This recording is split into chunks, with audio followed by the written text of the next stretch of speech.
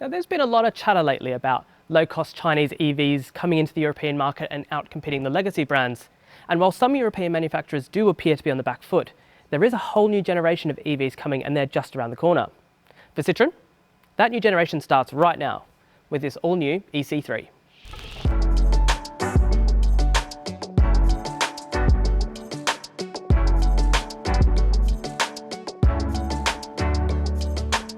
Now, let's get to the headline figures first.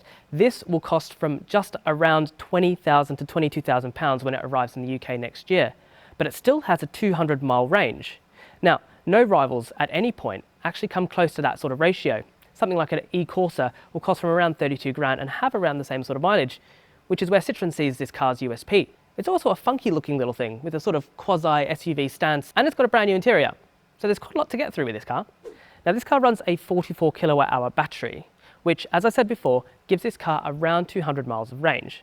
Now, that is on a combined circuit, which means that depending on the driving conditions and also the temperature, that figure will change. Typically, with this sort of car, it means that you're going to get more mileage in the city and less mileage on the motorway. The car is underpinned by something called the Smart Car Platform. Now, that has nothing to do with the Mercedes sub-brand or anything close to it. Instead, it refers to this car's architecture, which means that the battery pack is placed in a small module underneath the rear seats. But Citroen will also sell a petrol version of this car with a front-mounted combustion engine.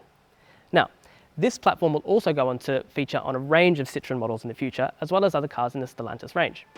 The front-mounted electric motor is fairly modest and produces 112 brake horsepower, which will get it to 62 miles an hour in 11 seconds and top out at 84 miles an hour. So, if you pass one of these on a French motorway during your next European road trip, you can be safe in the knowledge they won't be overtaking you back, unless the call for a delicious Kunaman is too strong at the next Euro grill. Peak DC charging speeds is 100 kilowatts, and it'll refill the battery from 20 to 80% in 26 minutes.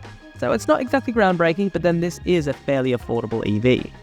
Of course, you can make your own mind up about whether you like the way this car looks or not, but Citroen says that it's been designed to emulate the Olli concept.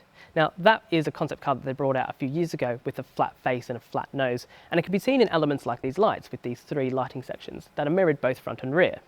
This is also the first Citroen model to feature the new old badge, which in this case sits in a black bar both front and rear. There are other cool little design features as well, such as these little stripes that sit on the C-pillar and the front bumper, which can be changed between different colours as well. The C3 is designed to be city-proof and rugged, free of pomp and circumstance and quite honest. We like that.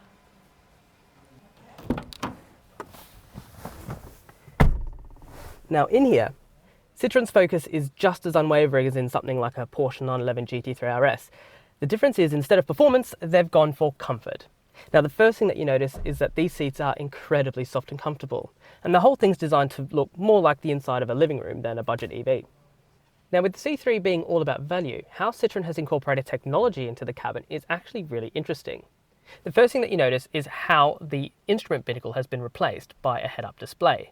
But instead of that head-up display being placed on a little plexiglass screen or onto the windscreen, it's actually into this black bar that runs across the base of the windscreen. It's really interesting.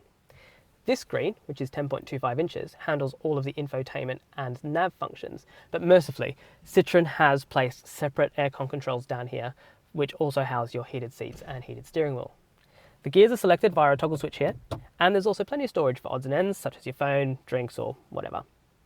The other thing that you notice is that because this car sits around 100mm higher than a typical Super Mini, visibility out is very good, despite the dashboard being quite high, and it's also really easy to get in and out of.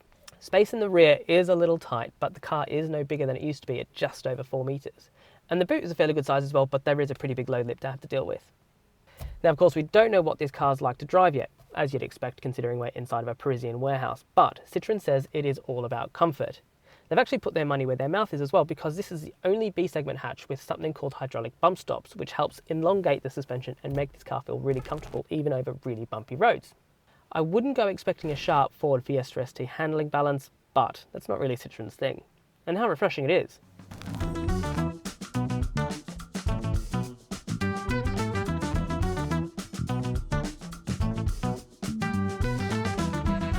Now, of course, if EVs aren't your thing, as I said before, you will be able to order one of these with a petrol engine, which should undercut it in terms of price, but I would be surprised if it hit the bargain basement 14K price point of the current model.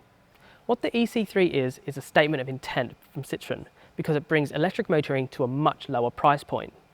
Now, of course, there's always going to be new rivals, whether they come from China or Japan or South Korea. But there is something to be said about cars like this being designed for the market in which they work. And I have a feeling that these cars are going to be an absolute hit all across European cities.